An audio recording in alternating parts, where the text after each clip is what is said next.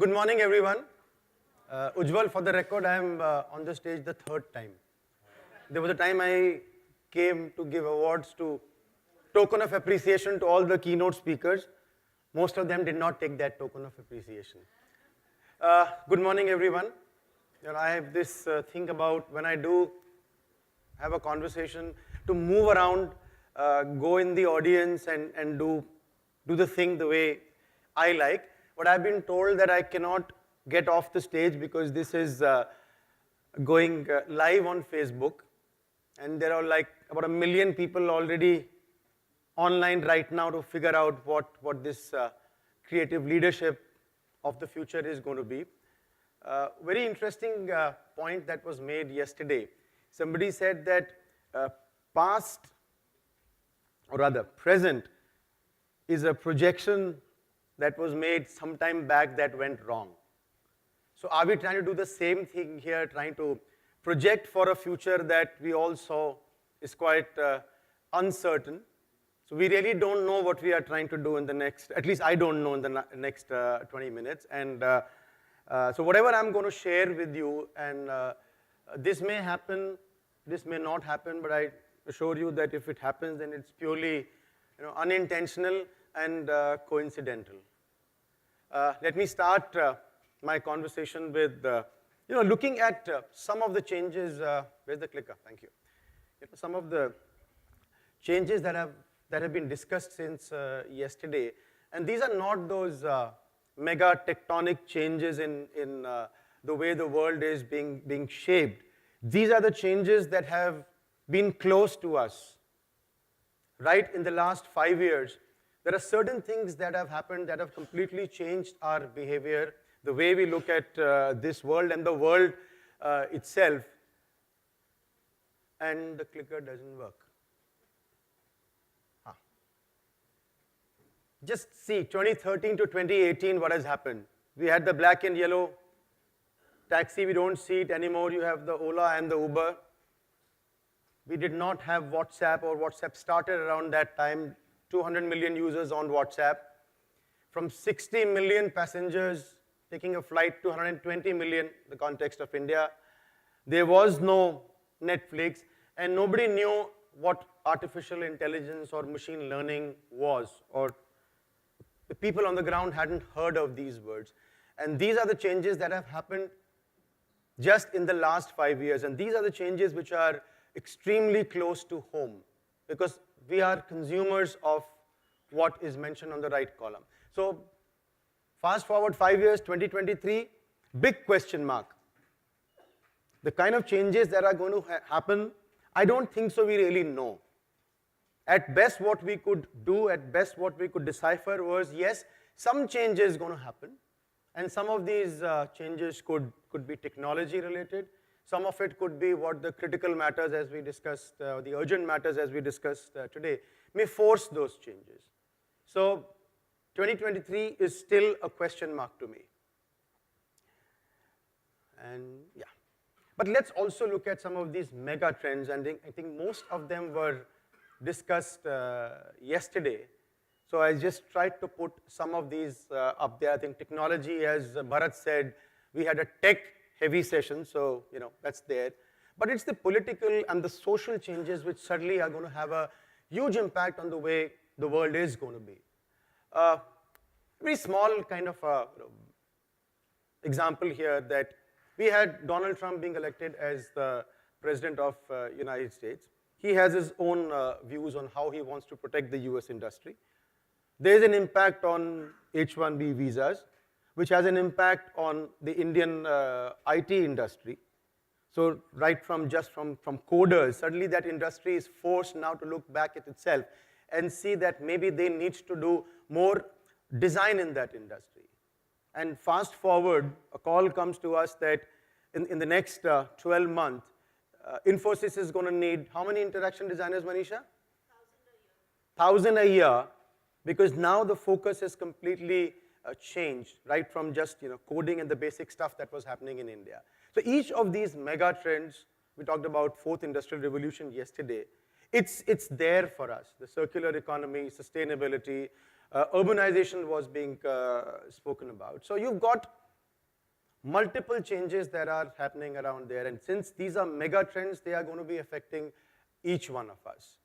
So the fact is that there is something different that we need for the future is absolutely clear. Now,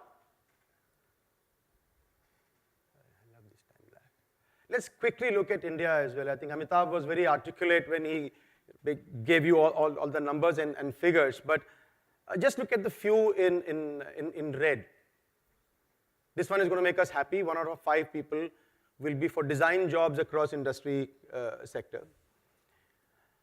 1 out of 4 graduates is employable. I think that's if you're talking about in the context of education, does not say very well of what we have been doing as a country.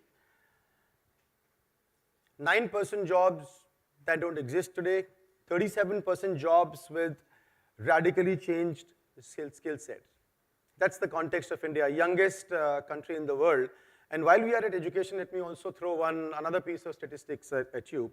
Currently, India has a gross enrollment ratio of about 21%. Now, what is gross enrollment ratio? Is the number of students who pass out of class 12th and who go in to pursue higher education. That's what the gross enrollment ratio is.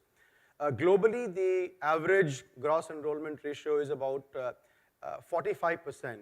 And it is forecast that in the next 10 years, India is planning to be, or India is wanting to be, reaching that level of gross enrollment ratio of 45%. At 21%, we have 35 million students in higher education in the country, served by about 700 universities. In 10 years from now, this number is going to be about 65 million. So from an education infrastructure perspective, we will need almost exactly double of what we are today in 10 years.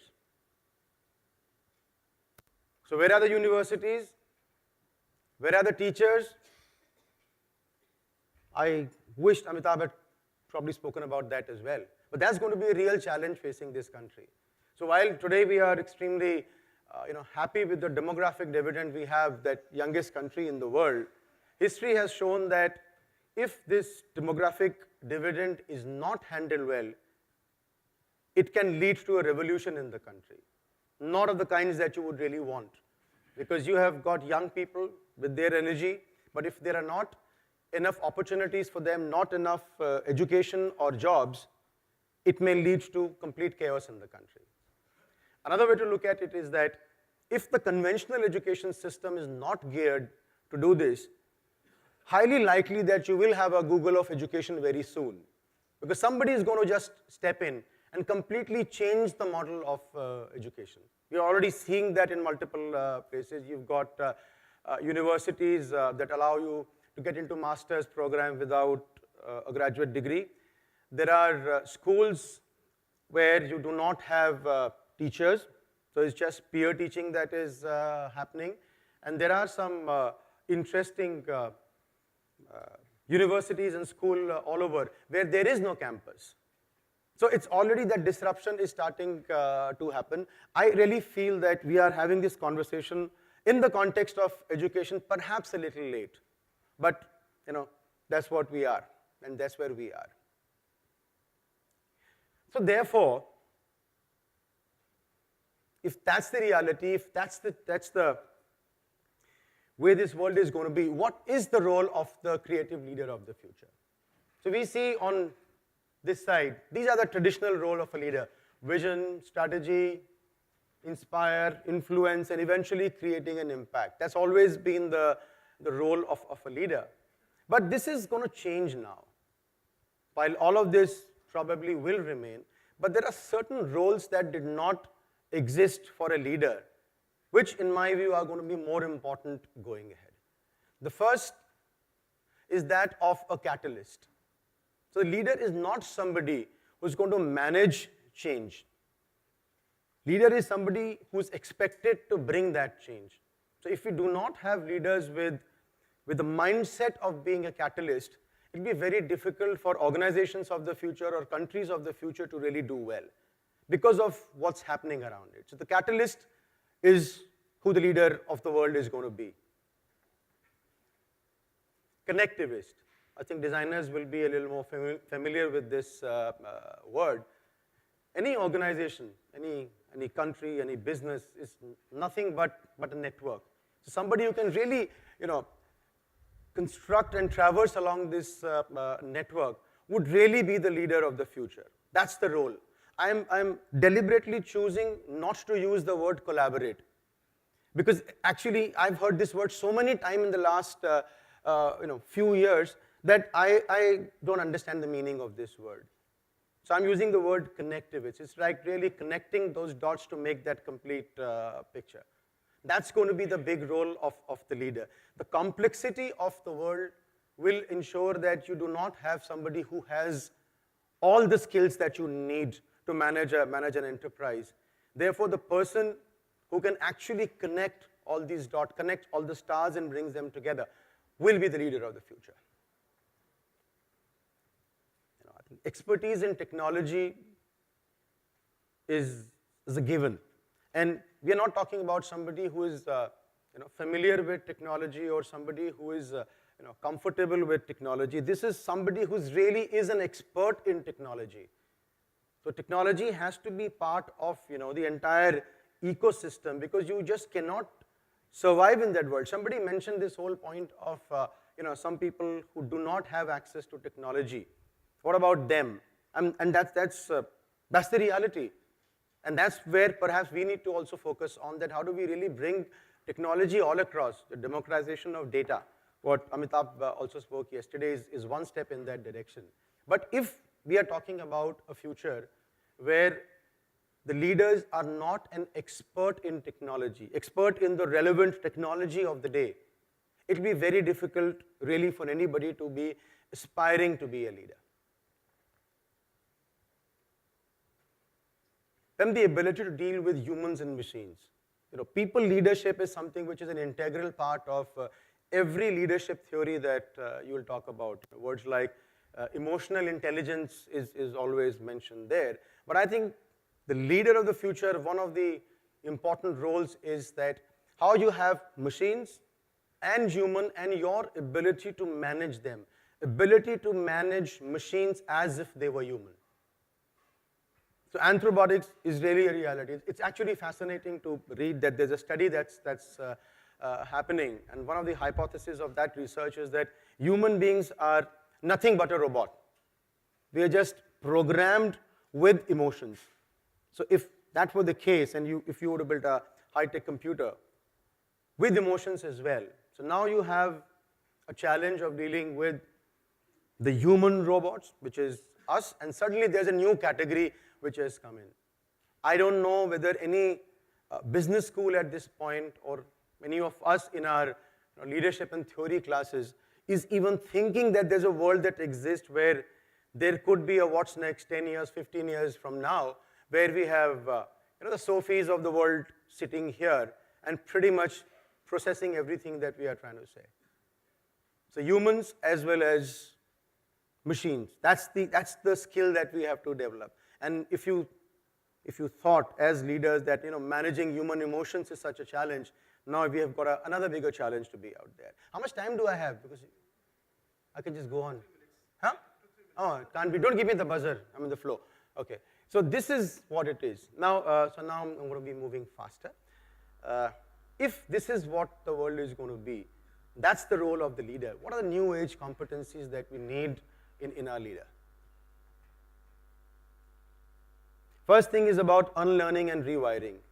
Because we cannot, whatever we do, wire ourselves now for the next 10, 20, 30, 40 years. We just need to have that capability to look at what's happening in the world now and in the immediate future and completely change in the way we are doing things. This would be one of the most difficult challenge for education, because we refuse to change. We refuse to rewire ourselves. The conventional education system, the higher education system, has largely been the same for the last 150 years. If we look at the change which is going to happen, this may not work. That's why the ability to rewire and unlearn. Unsafe thinking. It's always been good to have prudent leaders at the helm of affairs, but I think it's time where we give unsafe thinking a little more importance. Take intelligent risks, refute conventional wisdom, especially one's own views in order to achieve success. So unsafe thinking becomes important. Purpose and permanence. Sometimes when we are part of such forums, I think we lean extremely on one side, which is purpose. The purpose for which we exist, the big world affairs. But there is also one important word that any leader will have to understand. It's about permanence as well. No enterprise in the world can sustain purely on the basis of purpose. So there has to be a permanence attached to it. So if we are talking about education and somebody had the idea of education for free, somebody has got to fund it. There has to be a way that it's a viable enterprise. Otherwise, these complex macro problems, I don't think so that we'll be able to solve. So the leader has to have that right balance of purpose and permanence if we really have to succeed. And finally, the ability to provide positive leadership, create a positive climate, positive meaning, positive relationships at the workplace is going to be extremely important, because as you will see that the complexities are going to increase. You have a robot as your extremely friendly neighbor. You would need a certain environment to be created in organizations, in countries, in educational institutions, to be able to get the best out of your people and your robots as well. So this is where the new age competencies, in my view, this is by no means an exhaustive list. We can have more to it. But as I was trying to do my own research to come and speak to you today, what I realized that whatever I read in the time that I had was basically more of the traditional competencies that we were talking about. Now, if that's the role of the leader, these are the competencies of the leader, who is going to create those leaders? Where are those leaders going to come from? So we have got options here, and I'd like to give you one. So one is, we can leave it to the politicians. They are after all, leaders of countries. So if all of you agree, we can have somebody on the wall or anybody else that you may choose a few months from now. So that's an option we have. And we have got these options as well. And I think all those who are from India will be able to relate to it very well, because eventually these are the messengers of God, and they carry the message. And if there is a problem, who do we go to? Pretty much go up there and the problem gets solved. So we have this as another option. We have got business tycoons as well. You know him? Millennials will not know. That's the thing with millennials. Yeah. Yeah. So politicians, self-proclaimed gods, tycoons, or teachers. Where does this responsibility lie? My view is very clear, and I think all of you would agree with me that eventually it's the teachers who have to play this role. If we have to really create those leaders, then that magic has to happen in the classroom. And then you'll have students or leaders with unsafe thinking, ability to create that positive leadership, understanding of technology. How? So when I was really thinking about this one, something actually struck my mind. It's a very dear thought to me, which I'm not really kind of putting it up there. And the thought is that I really felt that we should close all the design colleges. Because I think we are really spending a lot of our time on a very small bunch of people who we call designers, so that they can go out and do things what designers do. But maybe if we just were to close all the design institutions and use all that expertise and the teachers and faculty and resources that we have to actually go out and redesign education system as a whole, because those are the approaches that we need so that design thinking is in the curriculum, that critical thinking is in the curriculum, out-of-the-box thinking is in the curriculum. But it may have meant a loss of job for me, so I put a politically correct line which says think design to redesign education. And Dipali, where are you? You're going to be paying me something for putting, yeah. So you suddenly became one of our sponsors. So think design to redesign education. And what struck me that in our country, if you look at our primary system, then you have our secondary, primary, and higher education, completely disjointed units. Mr. Chatterjee spoke about the Riverside School yesterday. Amazing school, both my kids go there. But that one Riverside is really not going to make any impact. It's such a small blip in the whole universe. That approach has to be there in every single school. And I think that's where the disruptive model of education as there's one of the sub-themes out there. But actually, as I researched more into it, what I realized that it's really not a disruptive model of education that is needed. Yes, at some level, we need an integration, but there are certain basics that we have to just write. And this is not a high-tech model. It has no technology built into it, but it's a simple model. One, the role of teacher as the influencer. I think somewhere in the whole scheme of things, we've not been able to, in any of our education model, given the right importance to this most important stakeholder in any academic institution. Our ability to get that right talent flowing in. Are we getting the best in class to become part of the faculty? As a society, is there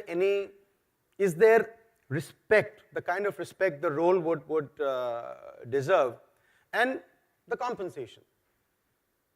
If this is one group which is responsible for creating the future leaders of the world, why is it that this group's compensation is lower than the rest of the corporate world? So this is the question that, this is a provocation that I have, but that's a reality.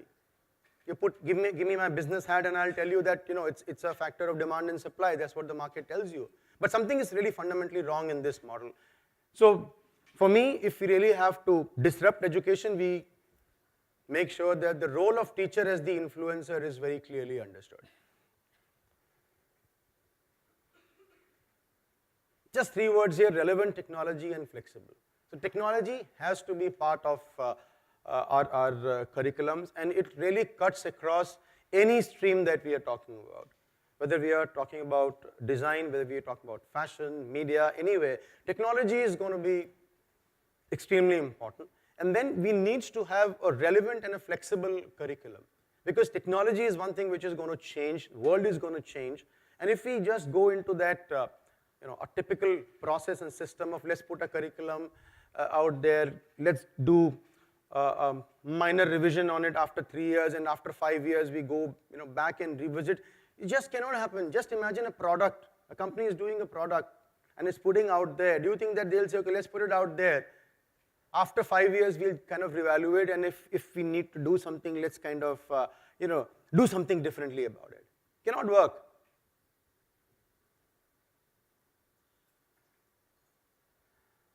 Holistic framework of learning. Now, in this part of the slide, I'm using a lot of these cliched words, but actually, that's the model. How do you get values? How do you get life skills? How do your students have empathy? Because when they have empathy, they will realize what the urgent matters are. And that's where the projection for the future will not go wrong, because they know exactly what this world is all about. It's in my view, it's quite a simplistic model, but difficult to execute model, because we've also kind of talked about it so many times. But if we were to really have an integrated education system, primary up to the higher education level, looks at technology, recognizes the role of the teacher, and has a holistic framework of learning, I think we'll generally be on the right track.